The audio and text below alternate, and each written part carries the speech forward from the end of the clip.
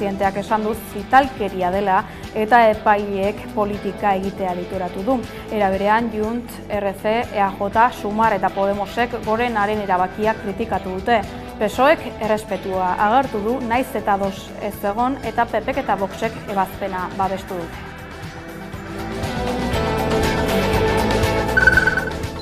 Ezkerra eta Macronen koalizioa hasi dira hautagaiak erretiratzen Batasun Nazionalaren aurka egiteko, baina irizpide bateraturik gabe.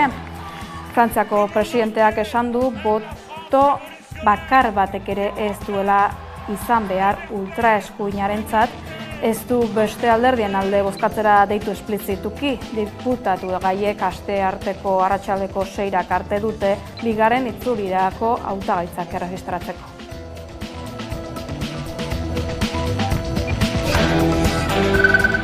Imanol Pradales lehendakariak Urdaibaiko Guggenheim proiektuari heltzeko konpromisoa hartu du legegintzaldi honetarako. Un proyecto que vamos a abordar en esta legislatura. Hay un acuerdo entre todas las partes por el cual se ha dado un tiempo máximo, creo que en torno a 2 años, para hacer los análisis administrativos, medioambientales, culturales, oportunos en relación con el proyecto.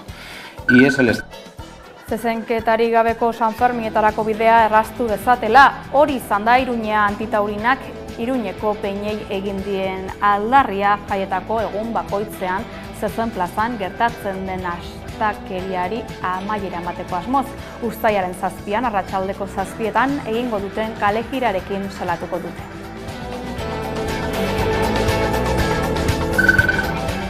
Euskararen gogoeta gunea argitalpena aurkeztu du Euskaltzaindiak Donostian. Jon Sarasua koordinatutako Euskararen gogoeta gunea proiektua 2022an aurkeztu zuen Euskararen Akademiak. Ordutik Euskaltzaindiaren jagon saila arduratu da egitasmoaz eta hizkuntza komunitatearen diagnostikorik finenak eta pentsabiderik onenak arrago batera biltzea du xede, ikuspegi desberdinak elkarrizketan jartzeko moduko sinesgarritasunez.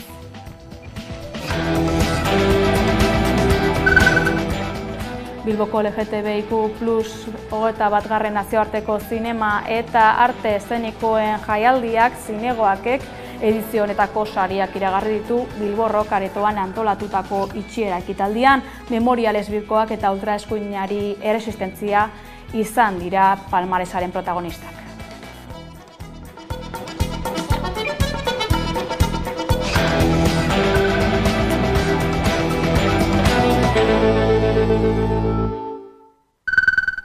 Arratsalde on deizuela guztioi, Gorenak uko egin dio Puigdemonti amnistia legea aplikatzeari eta atxilotzeko agindua mantendu du. Carles Puigdemont Generalitateko presidente ohiak epaileak Siziliar mafiarekin alderatu ditu ixasare sozialean zabaldutako mezu batean. Latoga Nostra idatzi du Siziliar mafiarik keinu eginez. Horrela, erantzun du Auzitegi Gorenak diru publikoa bidegabe erabiltzearen delitu amnistia legetik atuzte erabaki ostean. Ez ditu Toni Komin eta Lluís Puig Kataluniako gobernuko kontseilari izandakoak amnistiatuko eta horiek atxilotzeko aginduak ere mantendu ditu.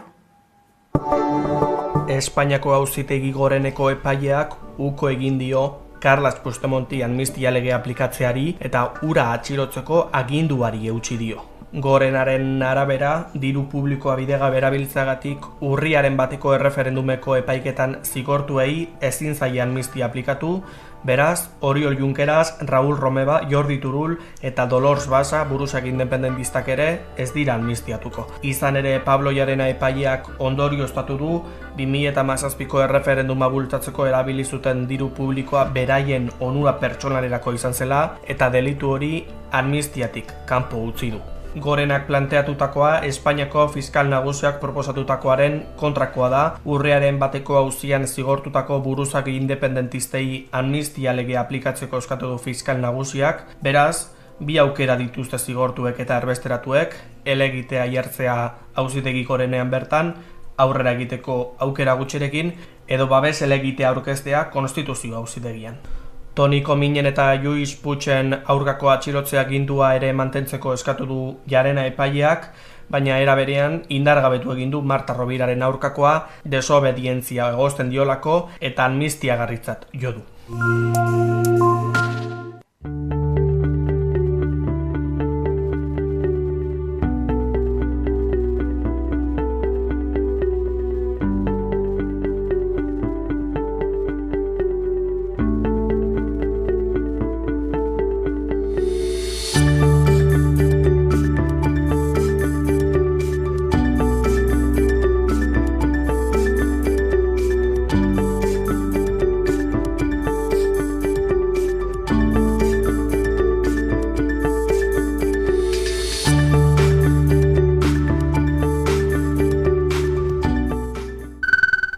Igandean, Frantziako hauteskundeen lehen itzulian ultraeskuina garaipen zabala lortu ondotik, astearte hontan, arratsaldeko 6etan amaituko da hautagaitzak aurkezteko epea uztailaren 7ko bigarren eta behin betiko itzuliari begira.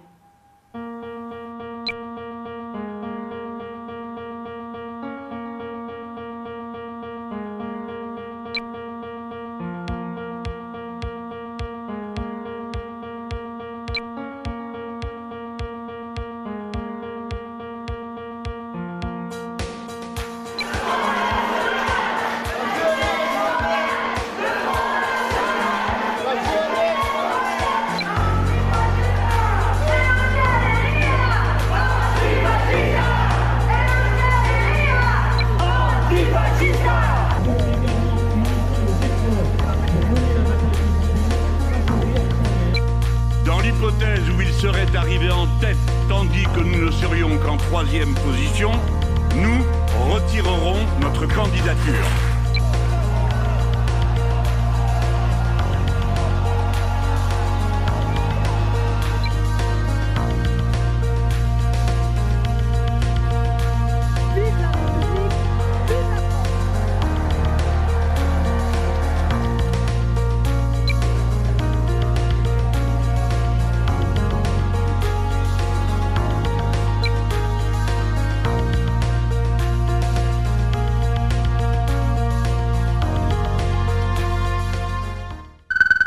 Pradales lehendakaria Eskola Autonomia Erkidegoko 3 aldun nagusekin bildu zen atzo lehendabiziko aldiz.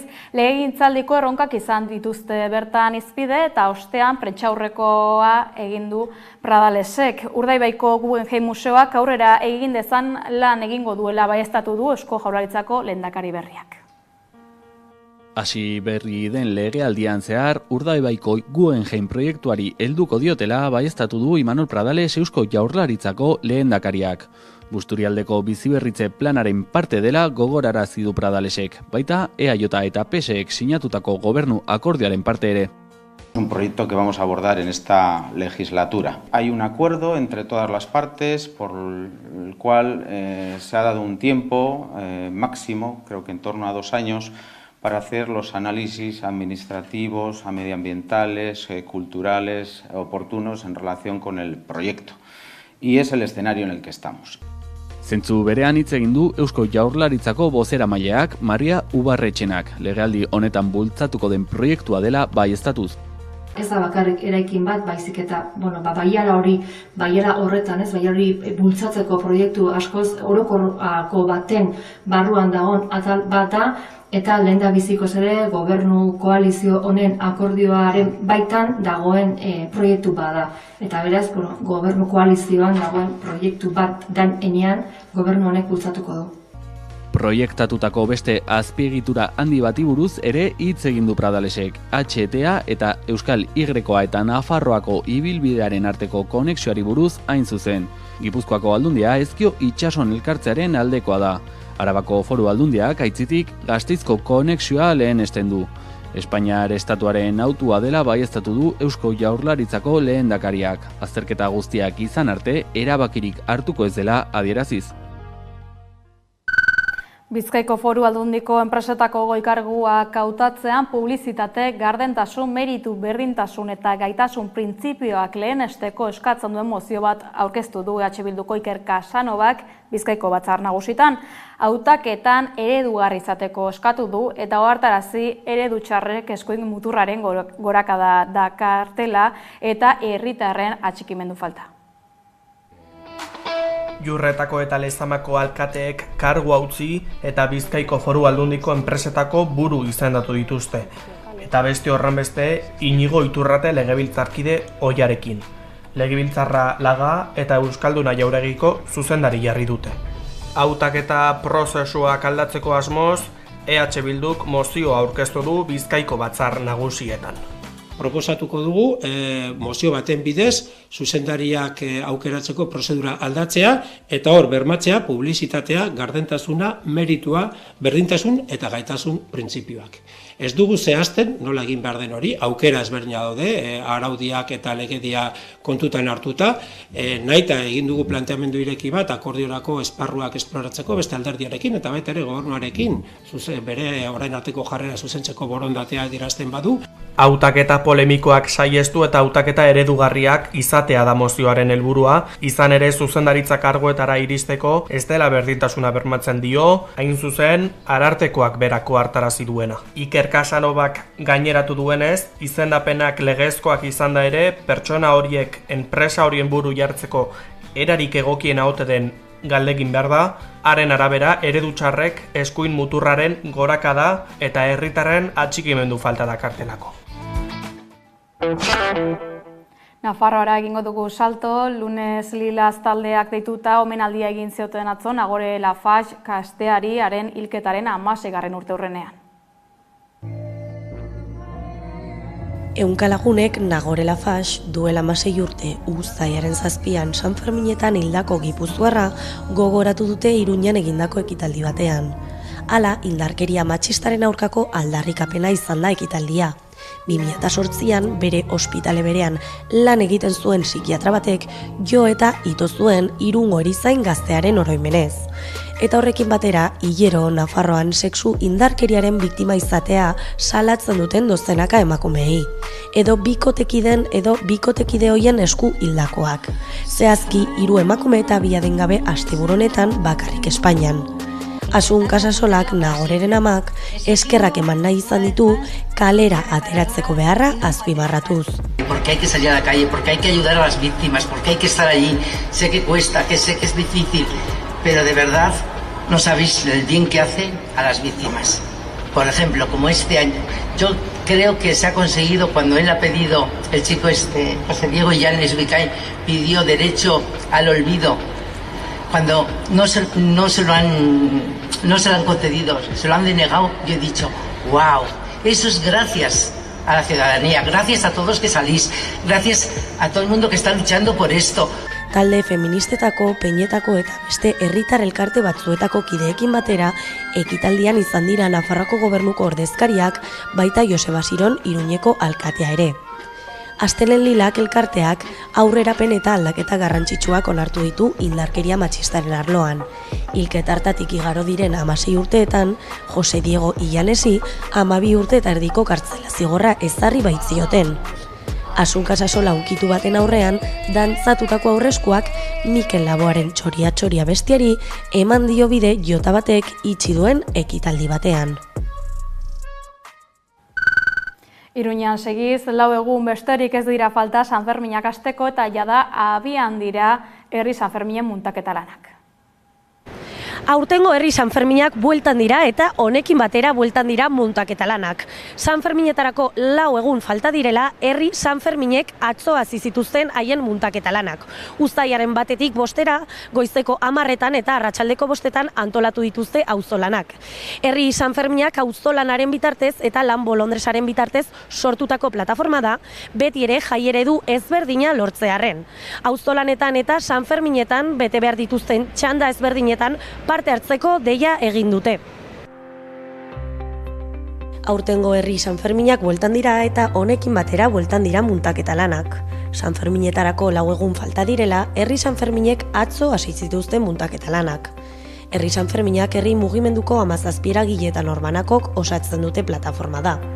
Aurten plazan 2019tik aurrera galdu zuten txosnagunea berreskuratu dute. Uztailaren 1etik 5era 10etan eta 5etan antolatu dituzte auzolan hauek. Herri Sanferminak auzolanaren bitartez eta lan bolondresaren bitartez sortutako plataforma da, beti ere jai eredu ezberdina lortzearren. Kaleak hartu nahi ditugulako, beste jai eredu batean sinisten dugulako eta gure espazio propioak behar ditugulako, txosnagune bat jarriko dugu aurtengo Sanferminetan, uztailaren 6tik 14 eta egitarau oparo bat prestatu dugu egun hauetarako. Sanferminetan zehar egitarau oparoa prestatu dute. Bazkariak, bertsoak, afariak, kontzertuak, antzerkiak eta bar. Bazkari ezberdinak antolatu dituzte, hala nola, bazkari feminista, bazkari antirrazista, amnistiaren aldeko bazkaria, auzoen eta borroka komunitarioen bazkaria eta Palestinaren aldekoa. Beraz, tiketat salgai engonen dira uztailak 5 arte. Guztien laguntza beharrezkoa dela azpimarratu dute, bai auzolanean bai Sanferminetan izango dituzten txanda ezberdinetan. Beraz, deia egin dute parte hartzeko.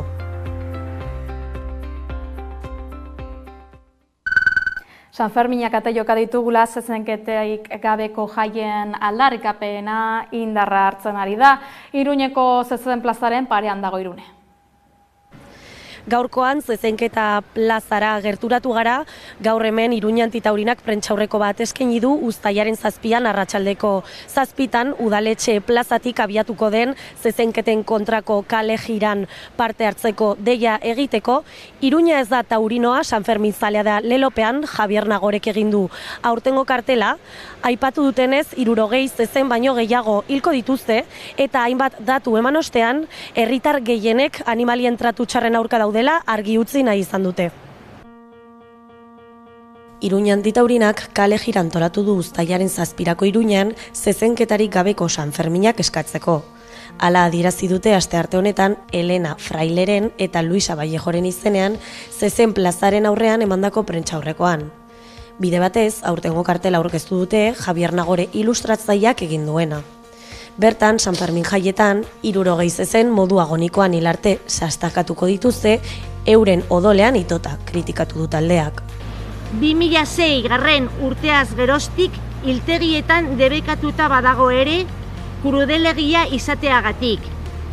Plazan gertatzen dena astakeria eta horrekin amaitu beharra dago. 21. mendean gaude eta jada ezin da onartu animalia bat hil arte torturatzea. Ez da hauntzak kanpandorretik botatzea ere.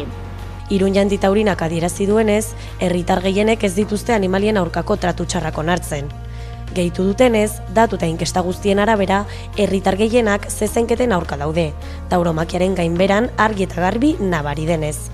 Gasteizen, Tuteran, Bilbon eta Kataluniako egoera azpimarratu dute, batik bat. Sanferminei dagokienez, jende askok uste du Peñetako txarangek sortzen duten giroagatik ez balitz, Iruñeko zezen plazaren irudia Tuterakoaren antzekoa izango litzatekeela. Hutsa eta aspergarria. Jakin badakigu, eguzkitako jende gehiena ez dela joaten zezenak gaizki tratatzen eta hiltzen ikustera, baina sarraski hori berdin gertatzen da, naiz eta ikusle askok ez begiratu. Tratu txarrak jaien oinarri ezin direla izan argi utzi dute. Jai eredu aldaketaren alde egin dute taldekideek. Horretarako Iruñeko Peñei dei egin diete zezenketarik gabeko Sanferminak lortzeko bidea errazteko. Udaletxe plazan arratsaldeko 7etan hasiko da kale jira musikatua, txaranga eta gaiteroekin.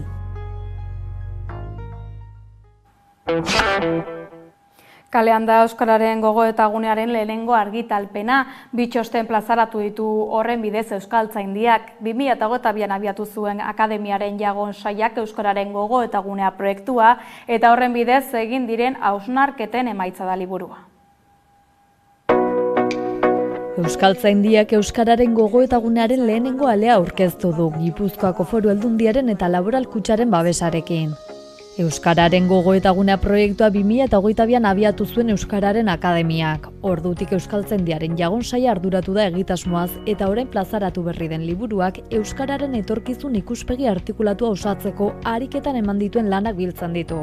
Ikusten genuena zen arrago batean edo altzo batean bildu behar genituela, ez da? Euskararen etorkizunari buruzko pentsabiderik finenak eta sektore desberdinetako, sensibilitate desberdinetako eta lurralde desberdinetako ekarpenak, ez da? Honela argitalpen berrian gogoetagunearen ezaugarriak azaltzen dira, orain arte egitasmoak emandako emaitzekin batera. Alde batetik euskararen gogoetagunea egitasmo ezaugarriak, bestetik euskararen egoera ikuspegi orokorra, hain zuzen ere Olatz Altuna Zumetak eta Jon Aizpurua Espinek egin dutenak, eta hirugarrena Jon Sarasoak egin euskara gogoetagunaren oinarrizko ponentzia da.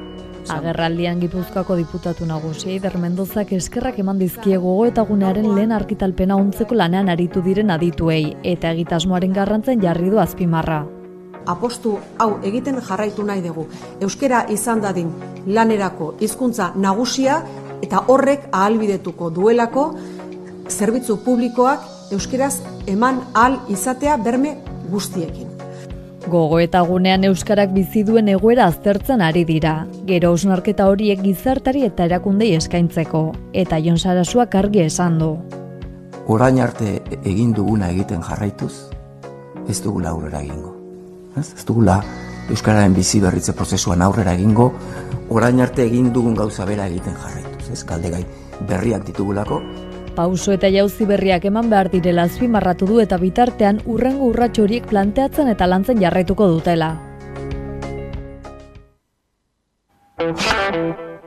Etxebizitzaren alorrean, etxebizitza turistikoak debekatu dituzte Gasteizko hainbat komunitatetan. Ezagutu dezagun Gipuzkoa, Bizkaia eta Arabako pisu turistikoen egoera.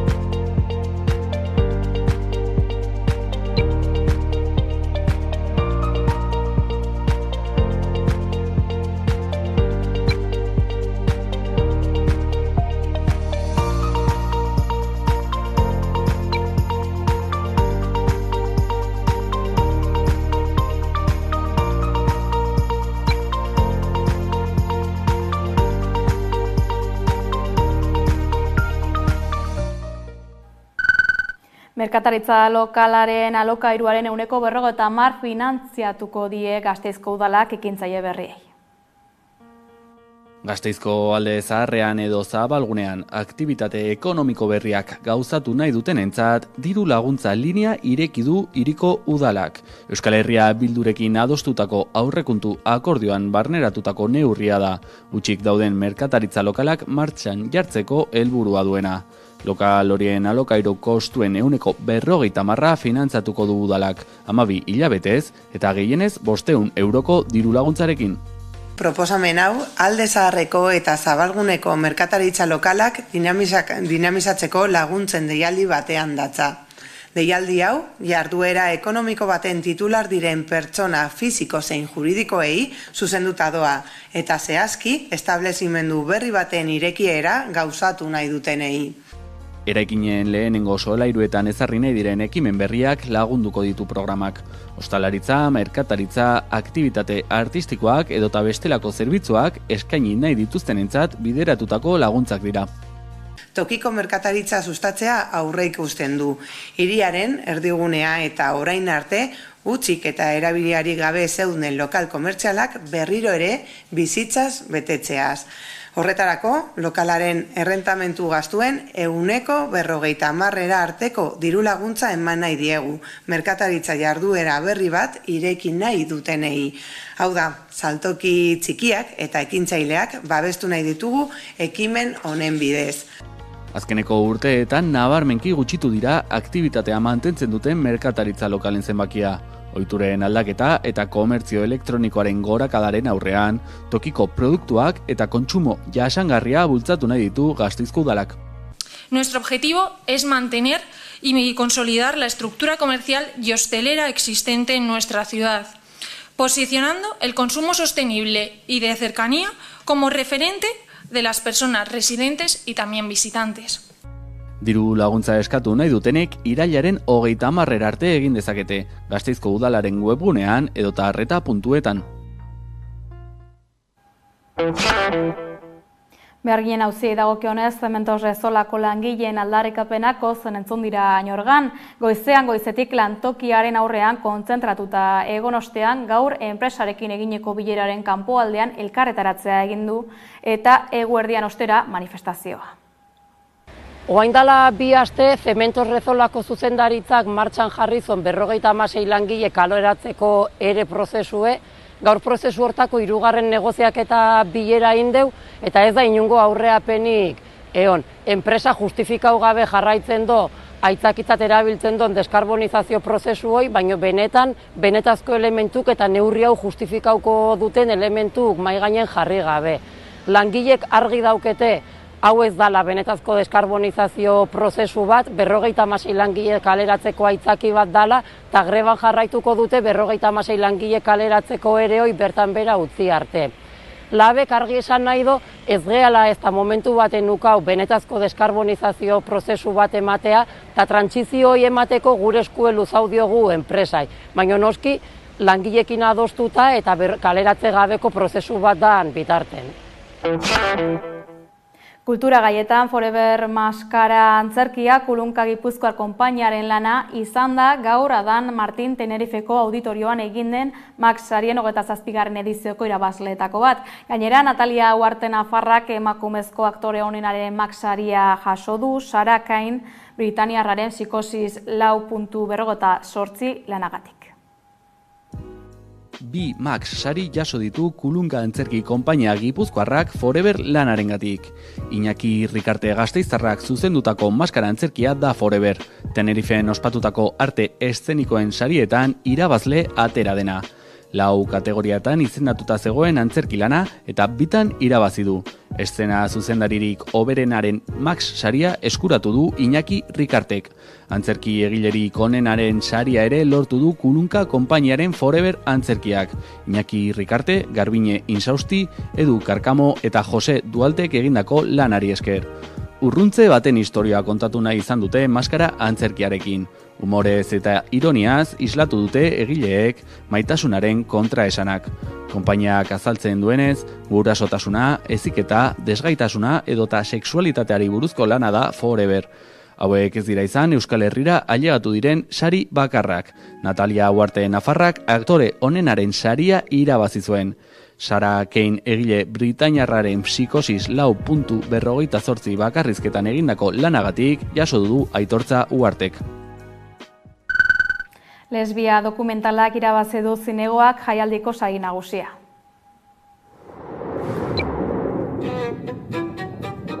All women from all over the fucking place of the earth. E io andai dal primo vecchietto a dire, do you know where girls here, they stay together? For me it was kind of a lost paradise. Έρωτες, βολιτάγουν, νύχτα από παντού. Because it was really an explosion. Processing identities. Γυρνάγαμε ξανά στην εφηβεία μας. Ναι. It was life-changing to see older versions of myself. I'd never seen this before.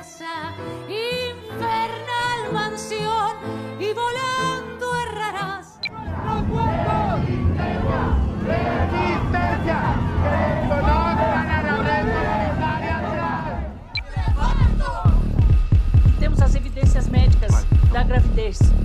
Vá cuidar da sua vida. O senhor pode ir preso. Nós temos advogados, assessores. O senhor vai levar preso. O senhor vai pra cadeia.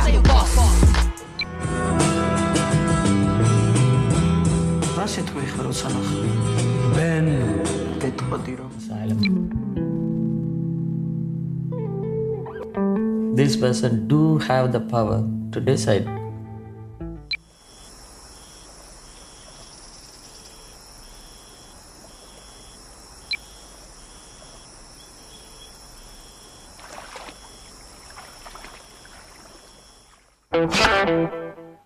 Heldu gara amaierara, hauexak izan dira momentuz jaso ditugun albisteak, bestela ere badakizue sartu 11.eus atarian, eta gintaldearen barnesua bestia dator orain, laster izango gara bueltan.